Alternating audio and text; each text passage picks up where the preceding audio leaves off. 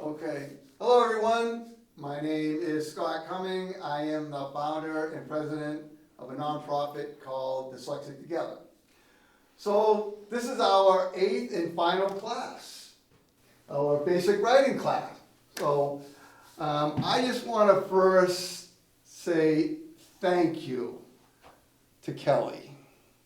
She's taken her years of teaching experience of children and brought it to you, to help you, a dyslexic, to write, to get the experience, to get the confidence. And I can't thank you enough for everything you've done for us. From the bottom of my heart, thank you, because this is huge, okay? You're helping people who, don't want to go out, who are so afraid to talk about dyslexia. And here you are, you're teaching them. So thank you so much. You're very welcome. I mean, we sought out to dismantle stereotypes and just to make people feel more comfortable and to make this a conversation that we can continue to have in our society. So I appreciate, thanks for having me. Yeah. Well, thank you for everything, all your knowledge. Yep.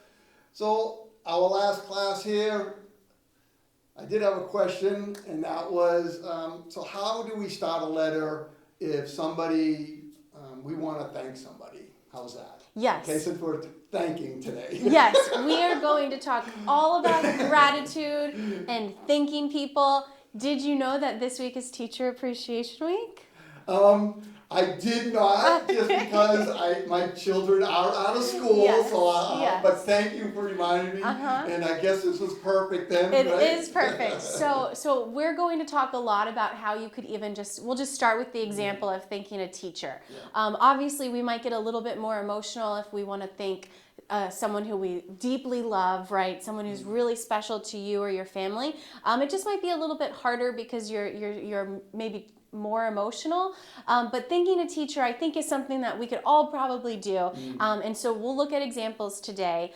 So really, once you know who you want to thank, and if you can remember any memories that come up, and if you can describe those memories, that's all you need, and we will go over all the beginning, middle, and end of how to write a letter of gratitude. Great, I can't wait. Your teacher, Kelly Lawler. Thank you. All right. Thank you so much for having me. We are here at Maynard Public Library. We want to thank Randall Library in Stowe. We want to thank Stowe TV, Scott Cummings from Dyslexic Together, and everyone else. The grant that we so generously received from the ALA, the American Library Association. Thank you so much for putting this all together. All right, so this is session 8, our last session to talk about the writing basics and to get you inspired to make writing a daily practice in your life. So we're going to get started talking about celebrities with dyslexia. There are so many people out there that you know that are in your life that probably have dyslexia, whether they talk about it or not, and we're just going to highlight a few celebrities today to finish up our last session. All right, so Keira Knightley is an actress. You've seen her in movies, and she has dyslexia. As a girl, she struggled with reading due to her dyslexia, but it was a screenplay written by Emma Thompson of Austen, Sense and Sensibility that helped the actress push through her challenges.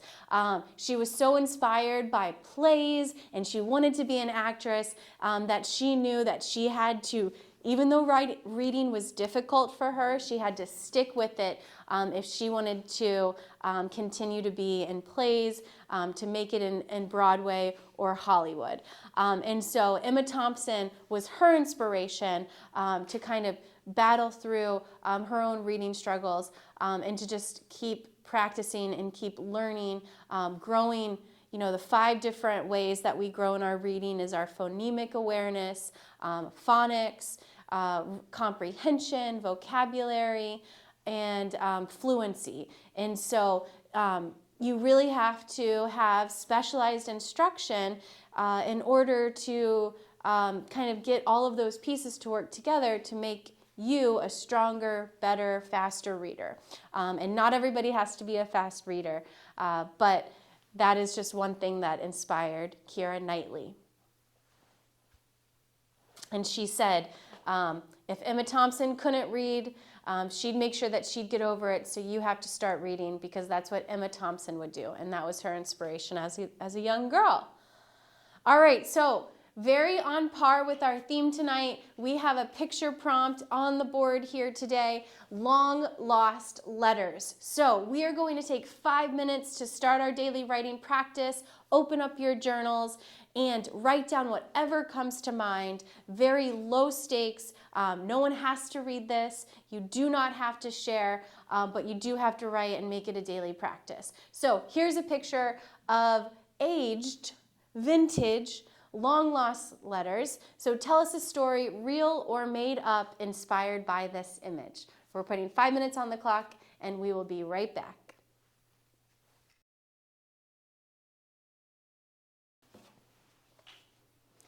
All right, so let's stop what we're doing, stop what we're writing, and kind of talk about this photo a little bit. So you could go in any direction that you want to go in to respond to this photo. And I just kind of wanted to walk you through my process a little bit when I'm writing in my journal. Sometimes when I first start writing something, it is just a brainstorm of ideas. I just jot down things that I see, things that I think about, and it's not fully fleshed out. So then on the next page, I might go back and start with a poem, then I might start turning something more into a story. So that's just my process that I would use, and everyone's going to have kind of their different writing process, and that's fine. So looking at these letters, it kind of takes you back to the art of letter writing, a time in history that is kind of long gone, back when you had the inkwell and the quill pens, and you really focused on the art of handwriting, right, and cursive writing, calligraphy. I noticed how the letters... I found this on the web for inkwell pens, and you really focused on the art of handwriting, writing, cursive, AI. calligraphy. Check it out. This is my computer talking. Oops. Okay, goodbye, Siri. All right, they're always listening to us, aren't they? Our computers, our cell phones, our devices. So the way the letters are folded, and they're even wrapped in twine, it made me think about post offices and the old post office system and how people would deliver letters. Excuse me. But then I started to think in my own experience when I've gone through letters in my attic, when I've helped my family clean out my grandmother's house, I've gone through her letters. And then I started to think about the boxes of letters that I had from middle school that I had wrote to my friends when letter writing was cool. It was cool in middle school. I don't think it is anymore, which is a shame, because we used to fold letters in such a cool way. It was almost like a fortune cookie. It would be hard to open, and there were different flaps that you had to figure out. And so it was a fun process when you passed a letter to a friend, because not only did they want to read your letter and see what you wrote about, but it was the whole art and process of opening what you had folded. And it kind of made it like a little jigsaw puzzle. So that is where my mind went to, and there's a story in there. I don't know exactly where it is headed, but that's just what this picture made me think about, just to share my process with you.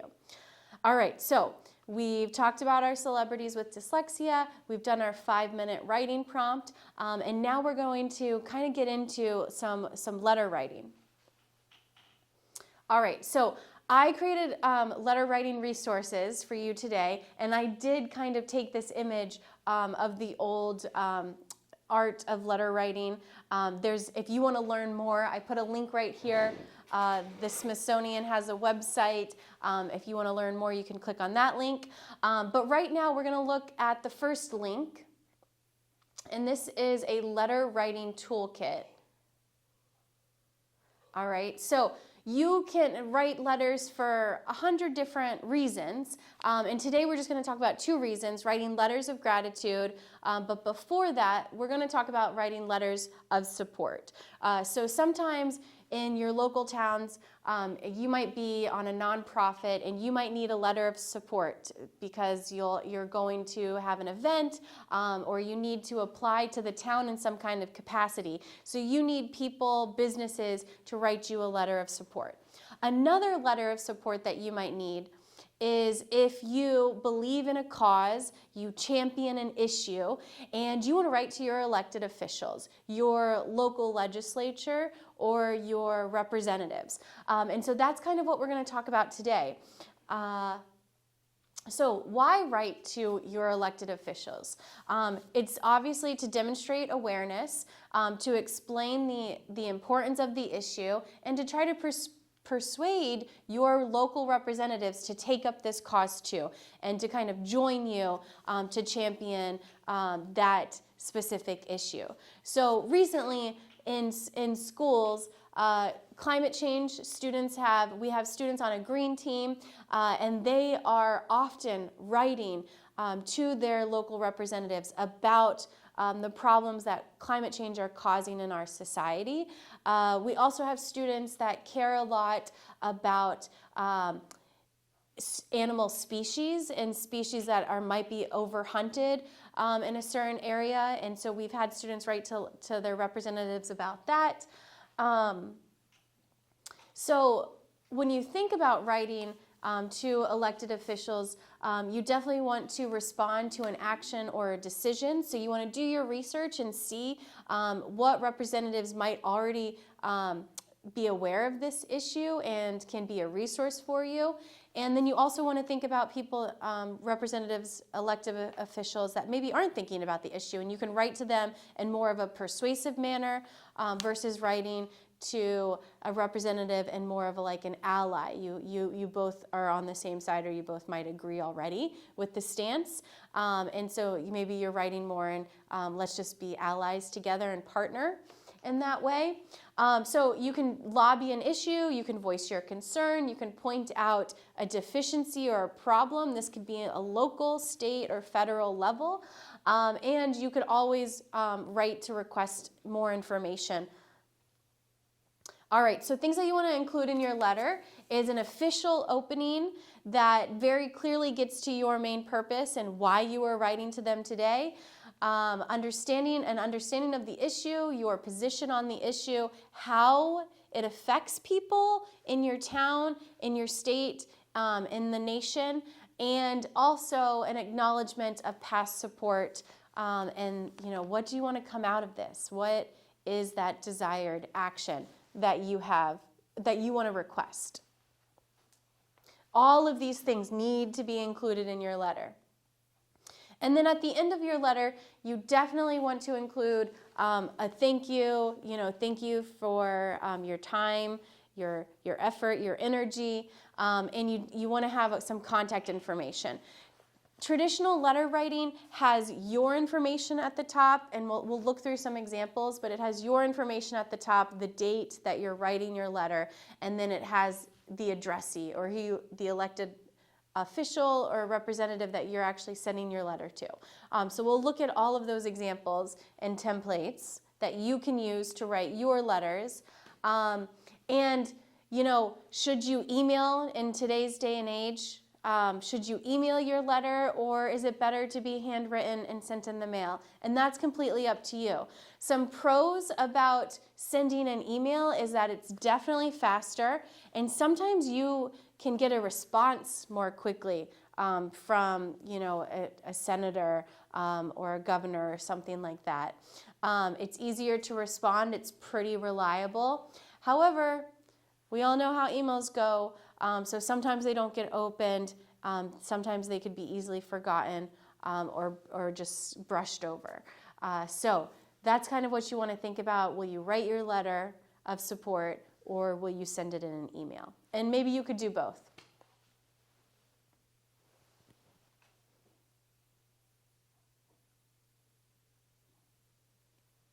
All right, so we have a sample letter to a legislature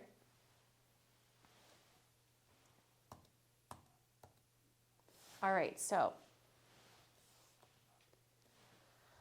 this is a pretty standard template that you can use to write any letter of support. A few things that I want you to notice and take note of. This is your information. You're writing who you are, where you are coming from. And so you do need to personalize it, and you really, in order to not just send information anonymously, they do want to know who you are. So a lot of times if you're writing to your town, you do need to have your address and show that you're a resident. If you're writing to your state, kind of the same thing. So this information is really important. It's about you. And up here, you would also have the date that you're writing your letter.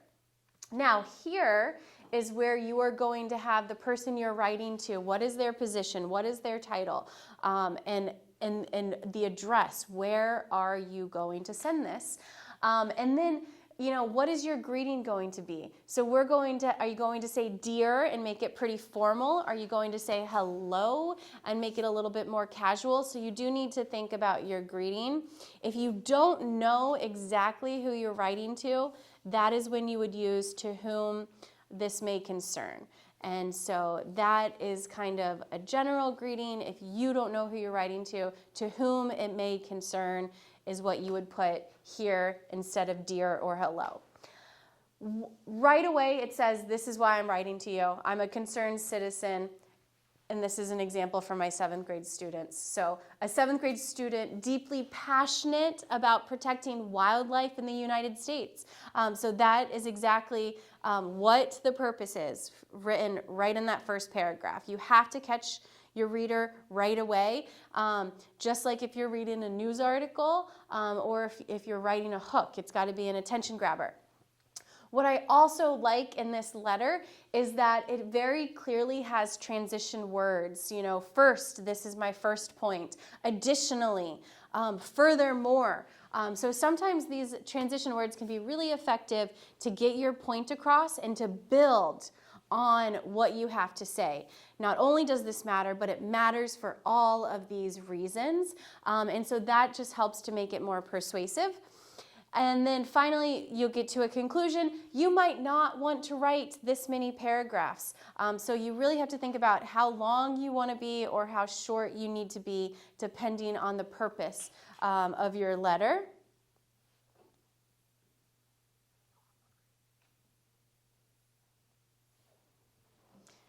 And then we end with a thank you.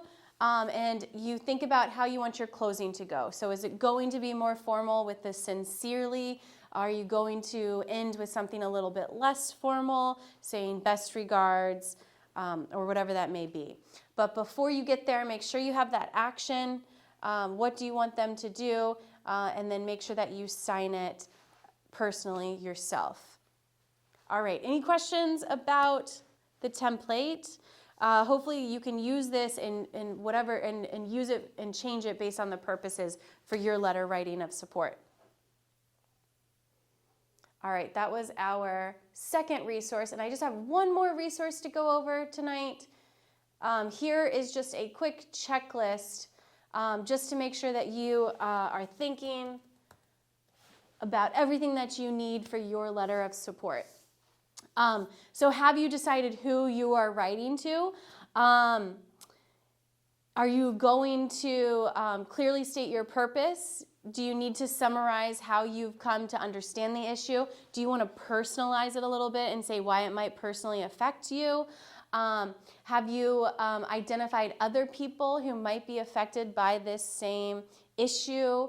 And then again, what action steps? So there's a whole checklist of all the things that we just reviewed, and I think it could be helpful just to serve as a resource for you when you're writing a letter of support or if you're writing to an elected official in any capacity.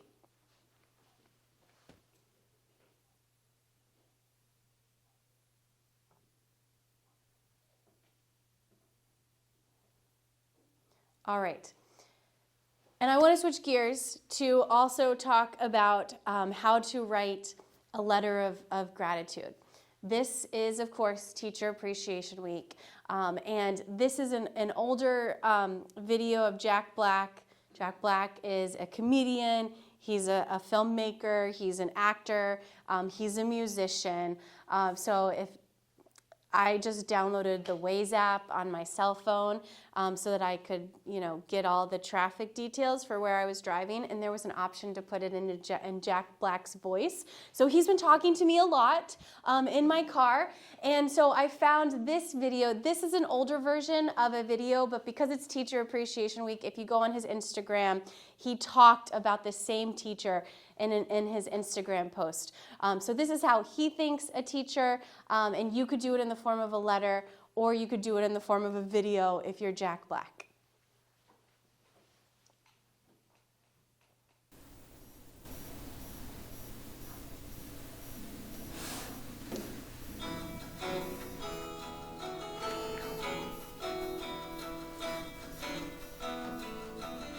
Hi, I'm Debbie Devine. I'm the Artistic Director of 24th Street Theater, and proud to be here in Los Angeles. But years ago, when I was younger, I was the drama teacher for a middle school, high school. And it was an alternative school for kids that couldn't adapt to public school. Truant, had a little tough time with the work, maybe some drugs. And this kid walked into my class one day, and arms folded and scowly face, and didn't want to be there, didn't want to be in school at all. And I welcomed the kid, and didn't welcome me back, didn't say anything. And then the next day, realized the kid was in the class, showed up. And then the kid came again the next day, and the next day, and the next day. Pretty soon, this kid was coming to my class every single day.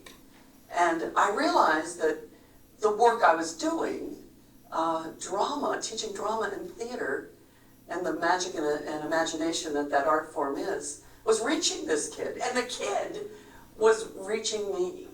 And there was this connection to what teaching was all about. I've dedicated my life to teaching, following that experience. So I have to say, hopefully I've made a difference in this kid's life. This kid really made a difference in mine.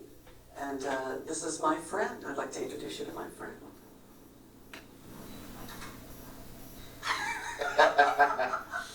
Yes. Hey kid. How are you, friend? I'm good.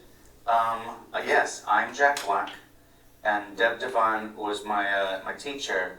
Was it in 7th, 8th, 9th grade? Yes. Around them parts? Yes. And yeah, you had a profound effect on me. Transformative effect. I came to you at a very dark time in my youth. As you said, I had some struggles, as a lot of the kids did in this little school, right, Poseidon, which right. is a school for troubled youths. That's true. With the drugs and the troubles with school in general. And so I came to your class and I was inspired. And it was the first time that I had actually enjoyed, going to school and learning.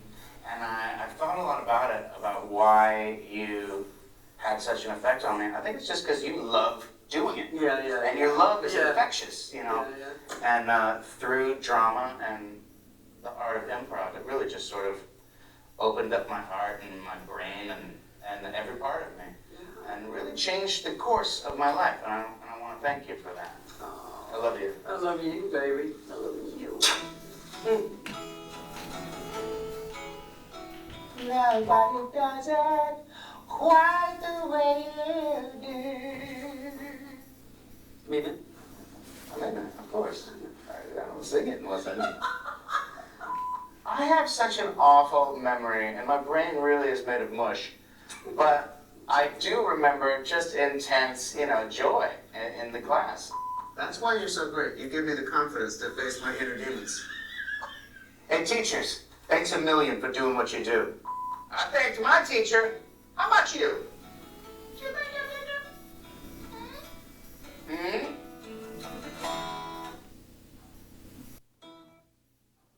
All right, so that is an older video. Jack Black always means what he says, especially if he's singing it. He definitely means what he says. So you can have Jack Black on your Waze app when you're driving around town, just like I do, if you appreciate Jack Black. Even though that's a really old video, like I said, you can look at him on his Instagram, and he thanked the same teacher this week on Instagram. All right, we want to talk about one other way to thank a teacher, and this is a spoken word poem.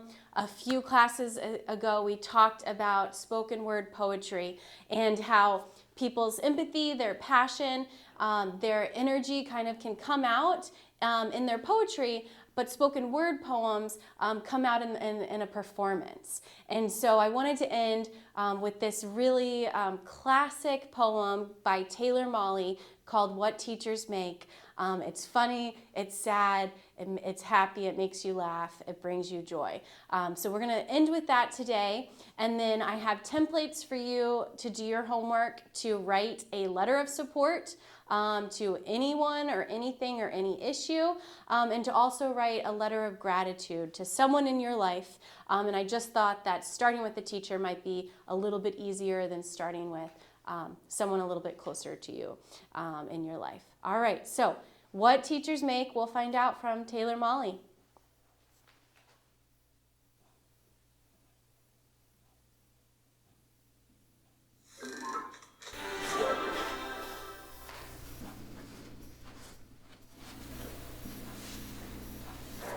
He says the problem with teachers is what's a kid going to learn from someone who decided that his best option in life was to become a teacher? I'm sorry. It reminds the other dinner guests that it's true what they say about teachers. Those who can, do, and those who can't, teach. I'm sorry. I decide to bite my tongue instead of his, and resist the urge to remind the other dinner guests that it's also true what they say about lawyers, because we're eating after all, and this is supposed to be polite conversation. I mean, you're a teacher, Taylor. Come on, be honest. What do you make? And I wish he hadn't done that. Asked me to be honest. Because you see, I've got this little policy in my classroom about honesty and butt kicking, which is, if you ask for it, then I have to let you have it. You want to know what I make? I make kids work harder than they ever thought they could. I can make a C+ feel like a Congressional Medal of Honor, and I can make an A- feel like a slap in the face. How dare you waste my time with anything less than your very best? I make kids sit through 40 minutes of study hall in absolute. No, you may not work in groups. No, you cannot ask me a question, so put your hand down. Why won't I let you go to the bathroom? Because you're bored, and you don't really have to go to the bathroom, do you? I make parents tremble in fear when I call home at around dinner time. Hi, this is Mr. Motley. Hope I haven't called at a bad time. I just wanted to talk to you about something that your son said today in class. To the biggest bully in the grade, he said, "Hey, why don't you leave that kid alone?" I still cry sometimes, don't you? And that was the noblest act of courage that I have ever seen. I make parents see their children for who they are and who they can be. You want to know what I make? I make kids wonder. I make them question. I make them criticize. I make them apologize and mean it. I make them write, and then I make them read. I make them spell. Definitely beautiful, definitely beautiful, definitely beautiful. Define nightly, beautiful, until they will never misspell either one of those words again. I make them show all their work in math class and then hide it on their final drafts in English. I make them realize that if you got this, then you follow this. And if somebody ever tries to judge you based on what you make, you give them this here. Let me break it down for you so you know what I say is true. Teachers make a difference. Now what about you?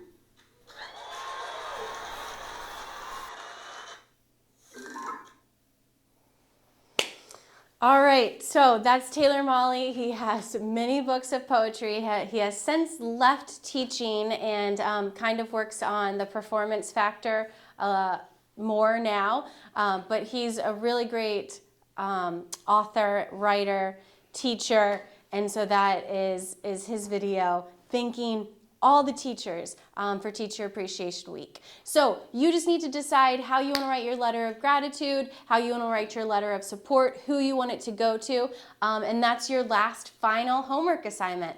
Thank you for taking us, coming with us on this journey through 8 sessions for our adult writing class. Let's have our last discussion, Scott? Yes, Okay, yes, all right. absolutely.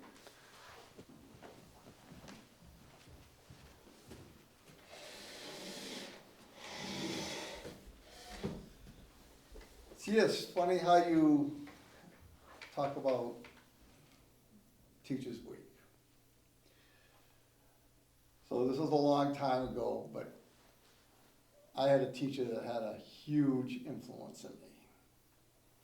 So I actually talk about her in some of my speeches. Because as a student with dyslexia back in the 70s, there was no help. And there was no one talked about dyslexia. And when I was a freshman in high school, this teacher, she wasn't a teacher, she was an administrator of the special ed department. And she watched me as I ran printing equipment. And she knew at that time that I only had a 2nd and 3rd grade education. And she changed my curriculum because I went to a trade school where you tested trades, sampled them in the 9th grade. And I only sampled 4 of them until they realized that I belonged on a printing press. And if it wasn't for her, I never would have had a trade. In fact, I even say in my speeches that she saved my life because of that. And unfortunately, she passed before I could thank her. Her name was Beverly Lydiard. Huge difference in my life. I was at 35 years in printing.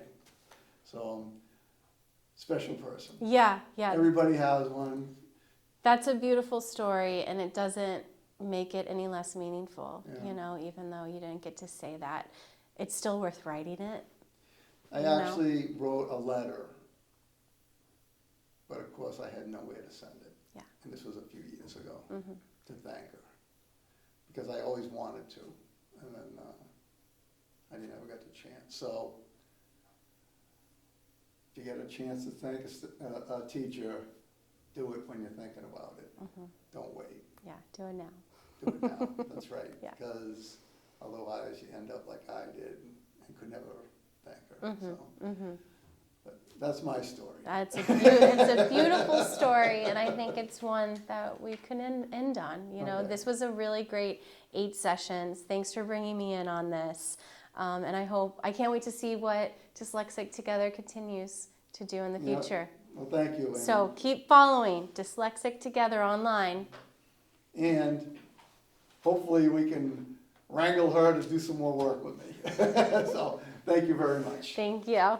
Thank you.